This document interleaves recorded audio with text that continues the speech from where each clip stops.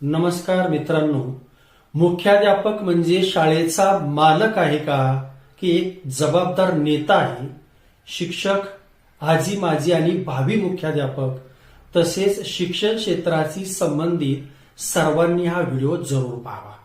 मला खात्री आहे की तुमच्या मनातील भावना मी व्यक्त करत आहे आणि व्हिडिओ आवडला तर लाईक करा आणि छान कॉमेंट करा आणि हा व्हिडिओ आपल्या मुख्याध्यापकापर्यंत पोहोचवा. अनेक शाळेत मुख्याध्यापक यांना मार्गदर्शन करणारी अनाधिकृत सल्लागार मंडळ असते. ते त्यांच्या मर्जीतील लोकांचं असतं. सतत मुख्याध्यापकांचे पुढे पुढे मिरवणं आणि आम्ही सर्व काम करतो आहोत अशा आविर्भावात वागणारी ही चौकडी अनेक शाळेत सक्रिय असते. ही मंडळे आपल्या मर्जीप्रमाणे वेळापत्रक बसवणं, विषयाचं सोयीस्कर वाटप करणं, विविध कमिट्या, क्लास टीचरशिप, ट्रेनिंग, जादा तास, ऑफ तास आपल्या सोयीप्रमाणे घेतात. तेव्हा मुख्याध्यापक साहेबांना ही मिरवणारी मंडळी सर्व कामाची तासा तासा ग्रह करून घेऊ नये. पुढे पुढे न करता न मिरवता सुद्धा प्रामाणिक काम करणारे शिक्षक असतात याचीही जाणीव आपल्याला असली पाहिजे. स्वतः निरीक्षण करून निर्णय घेणं आवश्यक असतं. असं म्हणतात की मुख्याध्यापक हलक्या कानाचे असू नयेत. मुख्याध्यापक पद हा काटेरी मुकुट आहे. मुख्याध्यापकांनी नेहमी डोक्यावर बर्फ आणि तोंडात साखर ठेवावी असं म्हटलं जातं.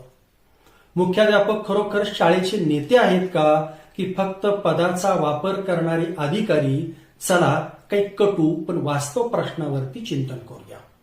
सर्वप्रथम एक साधं सत्य स्वीकारायला हवं. मी मुख्याध्यापक आहे पण शाळेचा मालक नाही. मुख्याध्यापक म्हणजे मुख्य अध्यापक, प्रमुख शिक्षक असा सरळ अर्थ निघतो. मुख्याध्यापक हा देखील संस्थेचा एक कर्मचारीच असतो.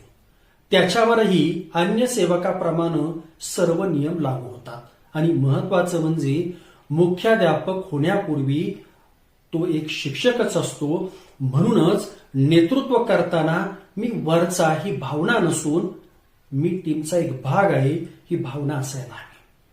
बऱ्याच वेळा आपण पाहतो की काही मुख्याध्यापकांना वाटतं मी जे बोलेन तेच अंतिम, तेच सर्वांनी स्वीकारलं पाहिजे. पण विचार करा, तुमच्यापैकी एखाद्या सहकार्यानं स्वतःचं मत मांडलं, सूचना केल्या, विचार व्यक्त केले म्हणजे तुमच्या भूमिकेला त्यांचा विरोध असतो हे प्रथम डोक्यातून काढून टाका. योग्य असल्यास स्वीकार करा अथवा नकार, पण ऐकून घ्या. आणि हो, आपण मुख्याध्यापक कसे झालात? संस्थेच्या मर्जीनं, सेवा ज्येष्ठतेनुसार किंवा आपल्या आरक्षणामुळं आपण मुख्याध्यापक बनलेलो आहोत. त्यासाठी आपण कोणतीही युपीएससी किंवा एमपीएससी अशी स्पर्धा परीक्षा पास केलेली नसते याचं स्मरण नेहमी ठेवावं. मग हा अहंकार कशाचा?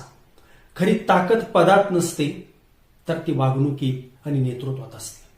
आपल्याला आज जो मान मिळतो, सन्मान मिळतो तो तुमच्या नावाला नाही तर मुख्याध्यापक पदाला मिळतो. त्यामुळं आपण या गोष्टीचं भान ठेवलं पाहिजे. शाळेत अनेक ज्येष्ठ शिक्षक असतात, अनुभवानं असतात, वयानं असतात, ज्ञानानं मोठे. त्यांना आदर दिला तरच आपल्याला आदर मिळतो. कारण मान द्यावा लागतो तेव्हाच तो मिळतो. कारण ते शिक्षक आहेत, आपले सहकारी आहेत, नोकर अथवा चाकर नाहीत. वेडविगार तर मुळीच नाहीत. शाळा ही एक टीम आहे आणि त्या टीमचे तुम्ही कॅप्टन आहात. शिक्षक, लिपिक, शिपाई प्रत्येक घटक शाळेसाठी महत्वाचा आहे. आता काही कटू वास्तव काही मुख्याध्यापकांच्या बाबतीत दिसतं. काही मुख्याध्यापक स्वतः शिकवत नाहीत, टाइम टेबल पाळत नाहीत, पेपर तपासायला इतरांना लावतात, स्वतःचे तास इतरांना घ्यायला लावतात. मग विद्यार्थ्यांमध्ये त्यांची प्रतिमा काय राहते? काही जण वेळेचे बंधन पाळत नाही, कधीही येतात आणि कधीही जातात. ही शिस्त आहे का? तर काही जण चमचेगिरी करणाऱ्यांना पुढे पुढे करणाऱ्या लोकांना पुढंच करतात. यामुळं गुणवत्ता कमी होते आणि प्रामाणिक लोक नाराज होतात. गडबाजी, पक्षपातीपणा, धमक्या देतात. सतत वरिष्ठांचा धाक दाखवून अनेक सेवकांना दबावात ठेवतात. या गोष्टी शाळेला उन्नत करतात का हा प्रश्न आहे. काही प्रश्न स्वतःला विचारा. रजेचा अर्ज ठेवून खासगी काम करून येणं योग्य आहे का? काहींना सवलत आणि काहींना नाकार ही न्याय्य पद्धती आहे का? शिक्षकांचा आवाज दाबून गुणवत्ता वाढेल का? तर यांची उत्तरं स्पष्ट आहेत, ती म्हणजे नाहीत. शाळा चालते विश्वासावर आणि विश्वास टिकतो तो पारदर्शकतेने. मुख्याध्यापकांनी शाळा भरण्यापूर्वी किमान 1-2 तास व शाळा सुटल्यानंतर 1 तास देणं आवश्यक असतं. मुख्याध्यापकांना मोठ्या सुट्ट्या ह्या नसतात. मग शिक्षकांनी सुद्धा थांबलं पाहिजे ही भावना अयोग्य असते. शाळेच्या वेळेनंतर वारंवार मिटिंगा घेऊन शिक्षकांना वेठीस धरणं कितपत योग्य आहे? सतत मिटिंगा घ्याव्या लागत असतील तर याला नियोजन म्हणायचं की आपल्यातील नेतृत्वाचा पराभव मानायचा हे मुख्याध्यापकांनी ठरवलं पाहिजे. बहुतांशी मुख्याध्यापक शिक्षकांवर, शिपाई बंधूंवर पदाचा रुबाब दाखवतात, परंतु तेच मुख्याध्यापक लिपिकांवरती तसा रुबाब करताना दिसत नाही. याचं कारण काय असावं? तर मुख्याध्यापकांच्या नाड्या ह्या भाऊसाहेबांकडे असतात असं म्हटलं जातं. खरा मुख्याध्यापक कोण? शाळा हे कुटुंब मानलं तर मुख्याध्यापक त्या शाळेचा कुटुंब प्रमुख असतो. सहकार्यांच्या प्रत्येक सुखदुःखात तुमचा सहभाग हा असला पाहिजे. जो स्वतः उदाहरण देतो, जो नियम स्वतः पाळतो, जो सर्वांना समान वागणूक देतो, जो चुका मान्य करतो. कारण मुख्याध्यापक देखील माणूसच आहे. तोही चुकू शकतो, पण फरक एवढाच की तो चुका सुधारतो का वारंवार चुका करतो हे महत्वाचं आहे. शाळा बदलायची असेल तर मुख्याध्यापकांनी आधी स्वतः बदललं पाहिजे.